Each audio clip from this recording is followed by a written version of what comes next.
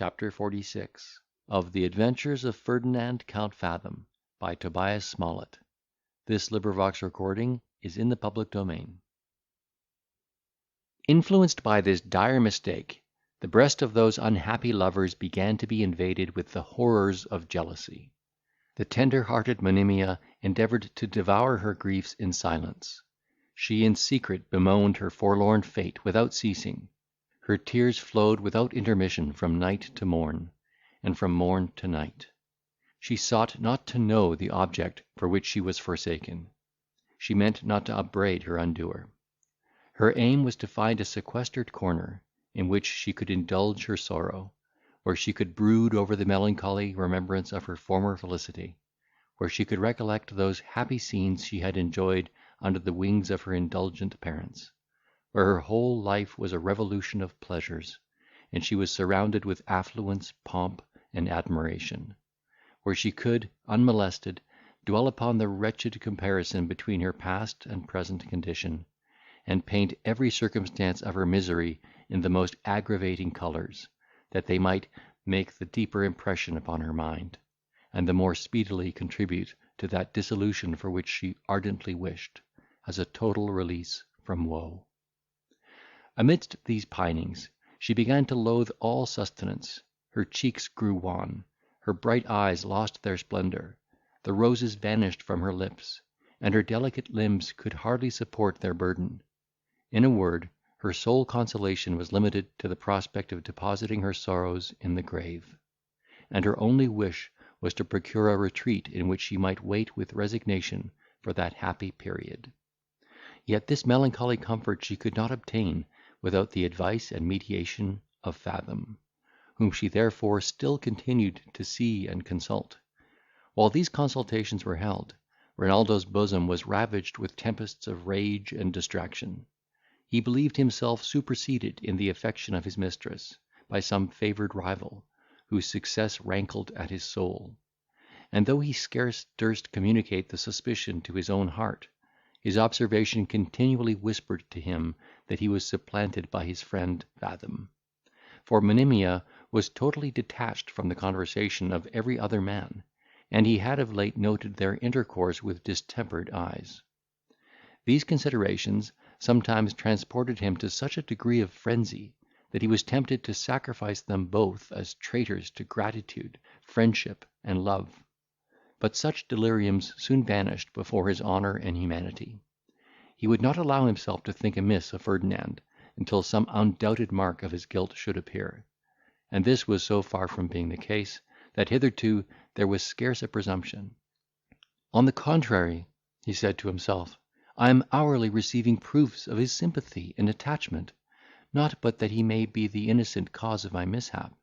His superior qualifications may have attracted the eye, and engaged the heart of that inconstant fair, without his being sensible of the victory he has won; or, perhaps, shocked at the conquest he hath unwillingly made, he discourages her advances, tries to reason down her unjustifiable passion, and in the meantime conceals from me the particulars, out of regard to my happiness and quiet.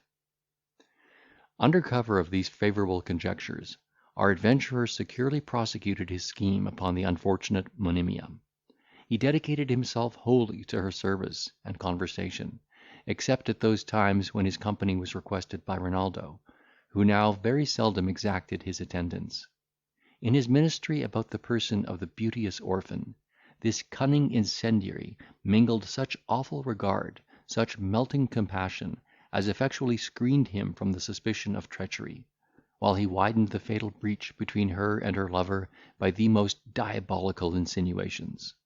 He represented his friend as a voluptuary, who gratified his own appetite without the least regard to honour or conscience, and with a show of infinite reluctance imparted some anecdotes of his sensuality, which he had feigned for the purpose. Then he would exclaim in an affected transport, "Gracious Heaven! Is it possible for any man who has the least title to perception or humanity to injure such innocence and perfection? For my own part, had I been so undeservedly happy, heaven and earth, forgive my transports, madam, I cannot help seeing and admiring such divine attractions. I cannot help resenting your wrongs. It is the cause of virtue I espouse. It ought to be the cause of every honest man." He had often repeated such apostrophes as these, which she ascribed to nothing else than sheer benevolence and virtuous indignation, and actually began to think he had made some impression upon her heart. Not that he now entertained the hope of an immediate triumph over her chastity. The more he contemplated her character, the more difficult the conquest seemed to be. He therefore altered his plan, and resolved to carry on his operations under the shelter of honourable proposals, foreseeing that a wife of her qualifications, if properly managed, would turn greatly to the account of the husband; or, if her virtues should prove refractory, that he could at any time rid himself of the encumbrance, by decamping without beat of drum, after he should be cloyed with possession. Elevated by these expectations, he one day, in the midst of a preconcerted rhapsody, importing that he could no longer conceal the fire that preyed upon his heart, threw himself on his knees before the lovely mourner, and imprinted a kiss on her fair hand. Though he did not presume to take this liberty till after such preparation as he thought had altogether extinguished her regard for Melvil, and paved the way for his own reception in a room of that discarded lover, he had so far overshot his mark, that Monimia, instead of favouring his declaration, started up and retired in silence, her cheeks glowing with shame, and her eyes gleaming with indignation.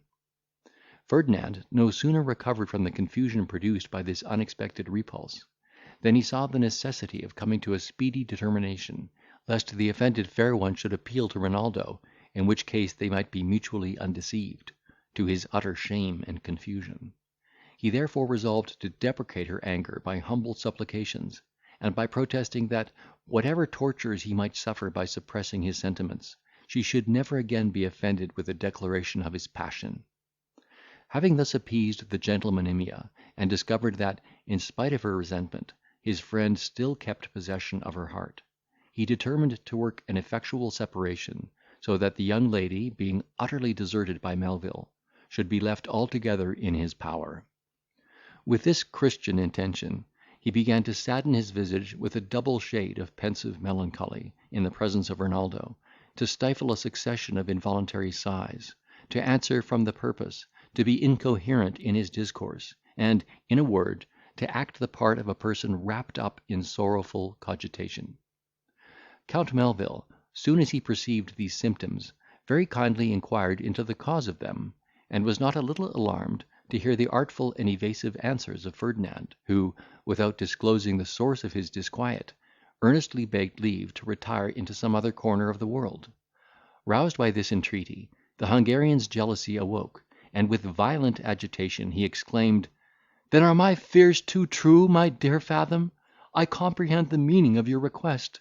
I have for some time perceived a host of horrors approaching from that quarter. I know your worth and honour. I depend upon your friendship, and conjure you, by all the ties of it, to free me at once from the most miserable suspense, by owning you have involuntarily captivated the heart of that unhappy maiden." To this solemn interrogation he made no reply, but shedding a flood of tears, of which he had already a magazine at command, he repeated his desire of withdrawing, and took God to witness, that what he proposed was solely for the quiet of his honoured patron and beloved friend. "Enough," cried the unfortunate Renaldo, "the measure of my woes is now filled up." So saying, he fell backwards in a swoon, from which he was with difficulty recovered to the sensation of the most exquisite torments. During this paroxysm, our adventurer nursed him with infinite care and tenderness. He exhorted him to summon all his fortitude to his assistance, to remember his forefathers, and exert himself in the imitation of their virtues, to fly from those bewitching charms which had enslaved his better part, to retrieve his peace of mind by reflecting on the inconstancy and ingratitude of woman, and amuse his imagination in the pursuit of honour and glory.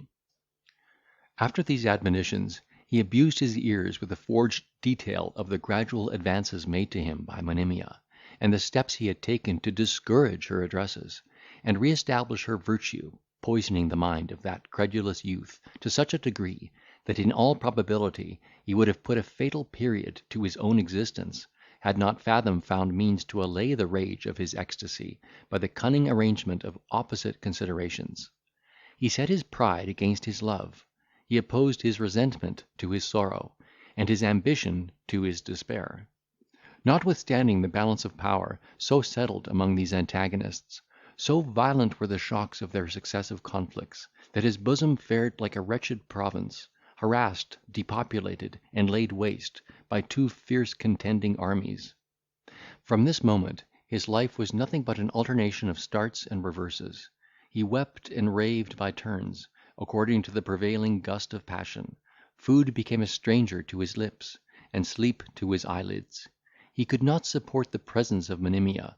Her absence increased the torture of his pangs, and when he met her by accident, he started back with horror, like a traveller who chances to tread upon a snake.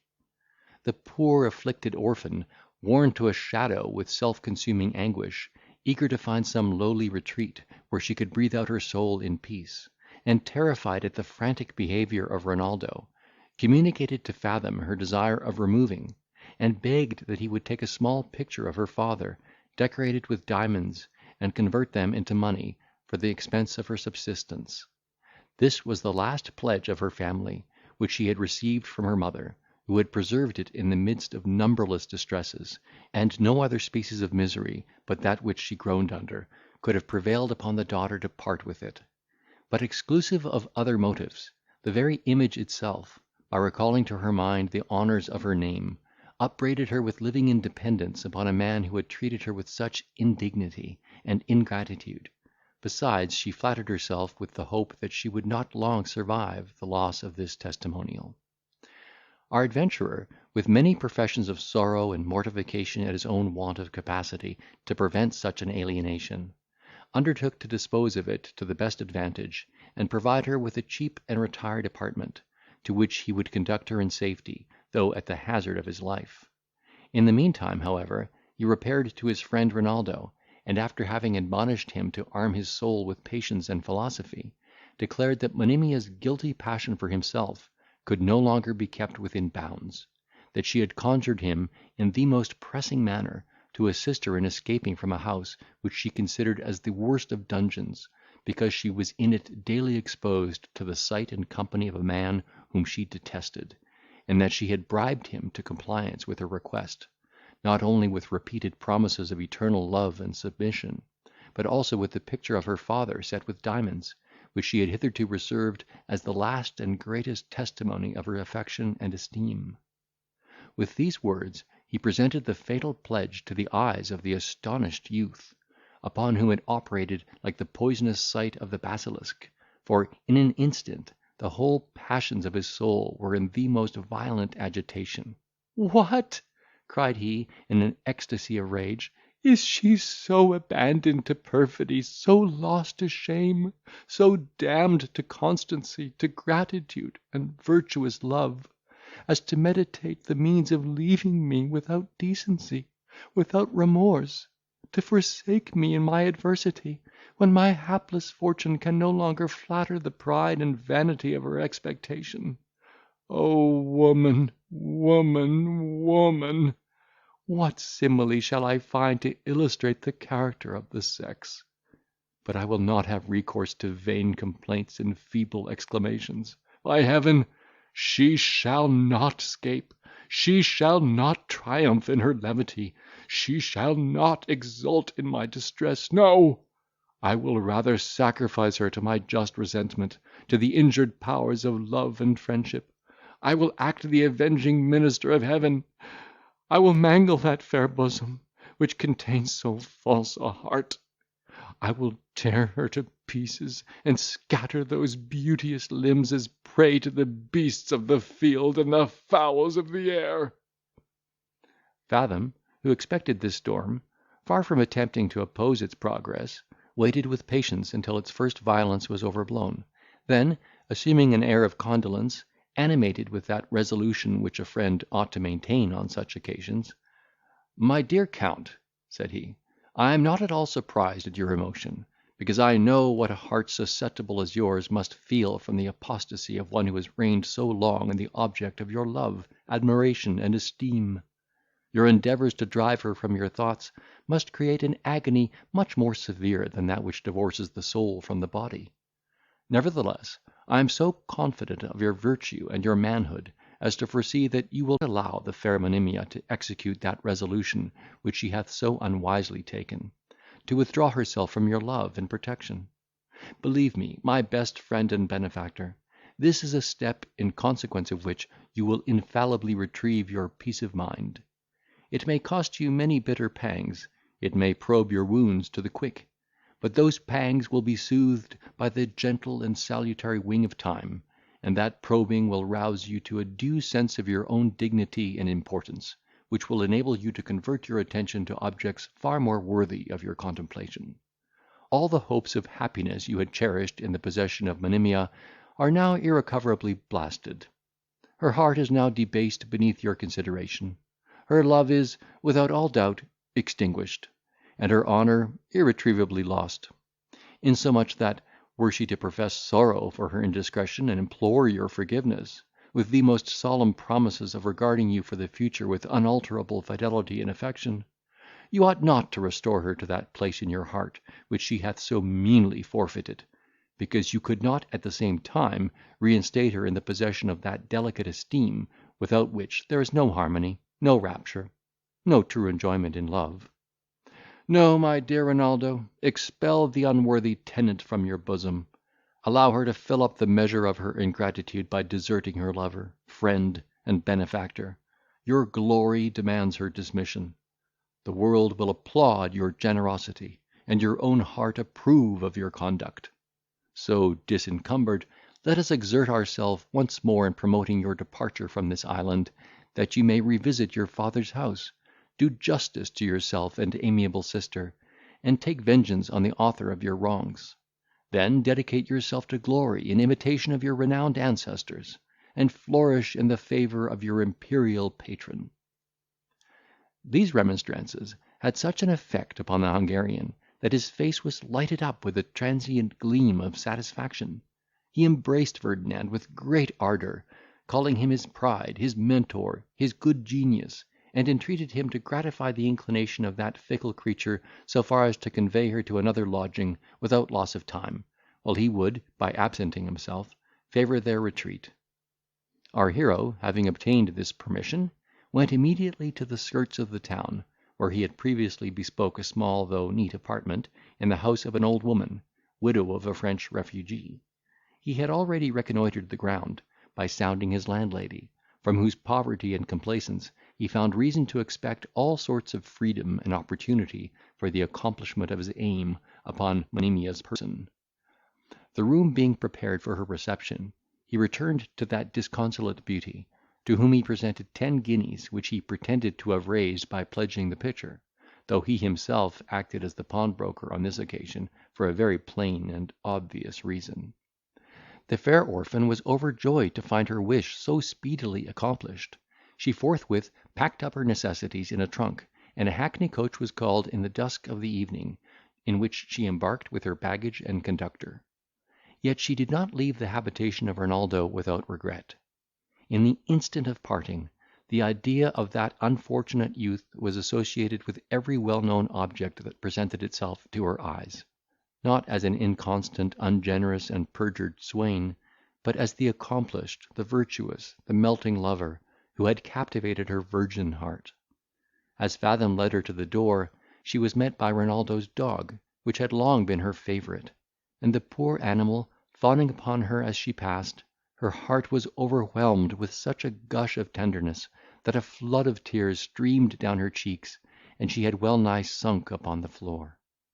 Ferdinand, considering this emotion as the last tribute she would pay to Renaldo, hurried her into the coach, where she soon recovered her composure, and in a little time he ushered her into the house of Madame la Mère, by whom she was received with great cordiality, and conducted to her apartment, with which she found no other fault than that of its being too good for one in her forlorn situation.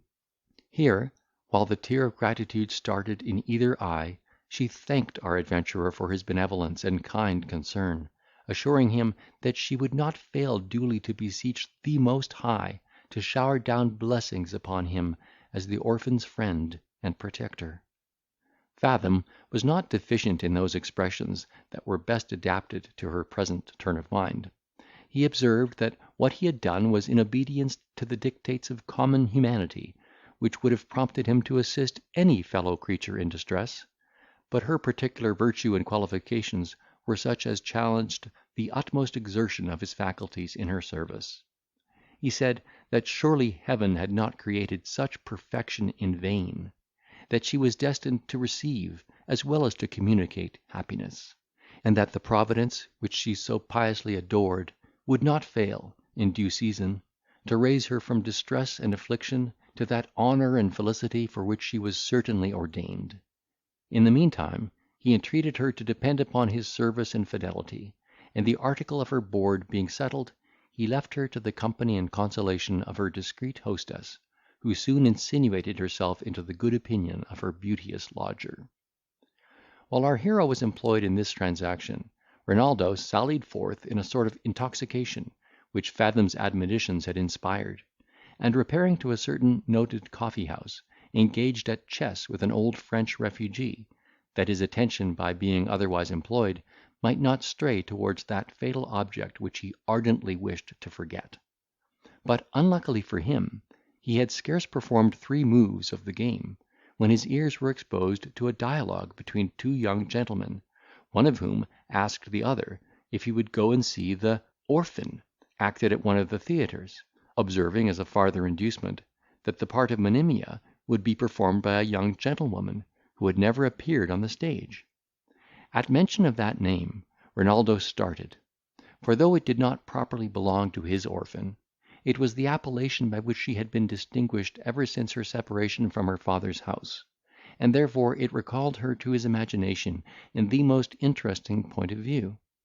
Though he endeavoured to expel the image by a closer application to his play, every now and then it intruded upon his fancy, and at each return made a stronger impression, so that he found himself in the situation of an unfortunate bark stranded upon some hidden rock, which, when the wind begins to blow, feels every succeeding wave more boisterous than the former, until, with irresistible fury, they surmount her deck, sweep everything before them, and dash her all to pieces.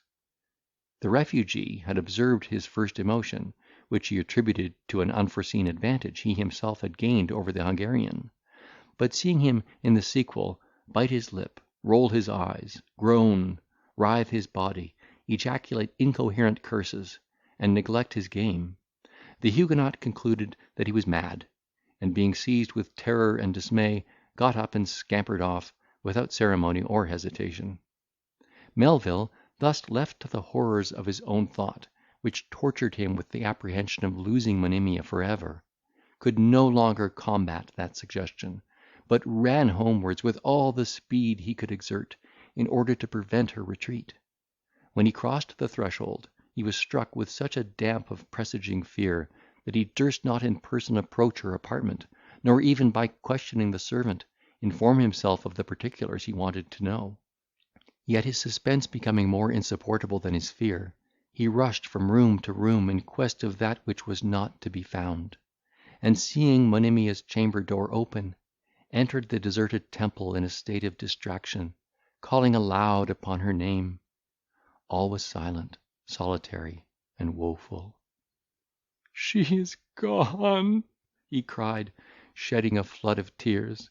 "She is for ever lost, and all my hopes of happiness are fled." So saying, he sunk upon that couch on which Monimia had oft reposed, and abandoned himself to all the excess of grief and despondence.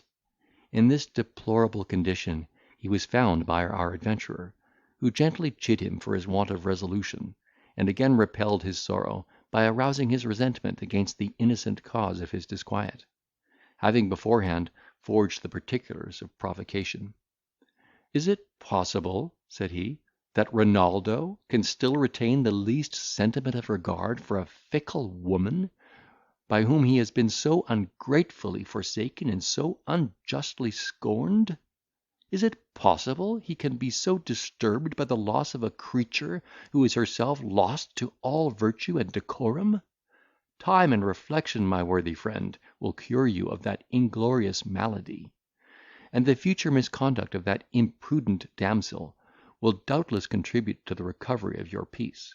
Her behaviour at leaving the house, where she had received so many marks of the most delicate affection, was in all respects so opposite to honour and decency, that I could scarce refrain from telling her I was shocked at her deportment, even while she loaded me with protestations of love. When a woman's heart is once depraved, she bids adieu to all restraint. She preserves no measures. It was not simply contempt which she expressed for Renaldo. She seems to resent his being able to live under her disdain, and that resentment stoops to objects unworthy of indignation.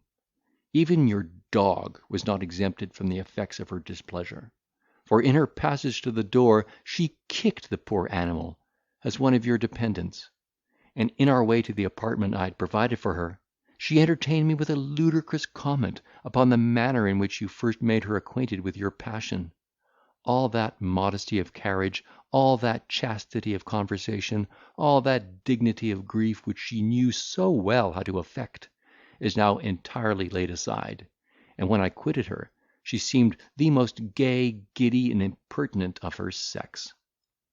"Gracious powers!" exclaimed Renaldo, starting from the couch, "I am under the delusion of a dream, or are these things really so, as my friend has represented them? Such a total and sudden degeneracy is amazing! Is monstrous and unnatural." "Such, my dear Count," replied our hero, "is the caprice of a female heart, fickle as the wind, uncertain as a calm at sea, fixed to no principle, but swayed by every fantastic gust of passion or of whim. Congratulate yourself, therefore, my friend, upon your happy deliverance from such a domestic plague, upon the voluntary exile of a traitor from your bosom. Recollect the dictates of your duty, and your discretion, and your glory, and think upon the honours and elevated enjoyment for which you are certainly ordained. To-night let us over a cheerful bottle anticipate your success, and to-morrow I will accompany you to the house of a usurer, who, I am informed, fears no risk, provided 20 per cent be given, and the borrower's life insured. End of Chapter 46.